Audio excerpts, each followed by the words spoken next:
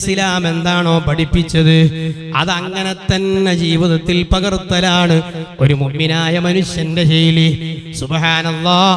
അത് തെരഞ്ഞെടുപ്പിന്റെ പേരിലായാലും ആഘോഷത്തിന്റെ പേരിലായാലും മുസ്ലിം സ്ത്രീകൾ തട്ടമിട്ടും തട്ടമിടാതെയും എല്ലാ അതിർവരമ്പുകളും ലംഘിച്ചുകൊണ്ട് ഏത് തെരഞ്ഞെടുപ്പിന്റെ പേരിലായാലും അല്ലാഹു അനുവദിച്ചിട്ടില്ല. നബിതങ്ങളോട് ഇഷ്ടമുണ്ടോ, സിദ്ദീഖ് തങ്ങളോട് ഇഷ്ടമുണ്ടോ, അല്ലാഹുവിനെ വിശ്വാസമുണ്ടോ, ഒരു മുഅ്മിനായ സ്ത്രീകൾക്കും ഏത് ആഘോഷത്തിന്റെ പേരിലായാലും ഹറാം അനുവദിക്കൂല. ഒരു പുരുഷനും ഹറാം അനുവദിക്കൂല. അത്തരം ആഘോഷങ്ങളിൽ നിന്ന് നമ്മൾ സഹോദരിമാരെ വിട്ടുനിൽക്കണം. നമ്മുടെ മക്കളെ ബോധ്യപ്പെടുത്തണം.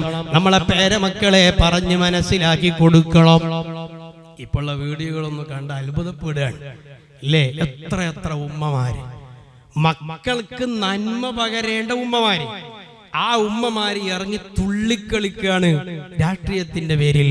ഖബറിലേക്ക് പോകുമ്പോ രാഷ്ട്രീയക്കാരുണ്ടാകൂല.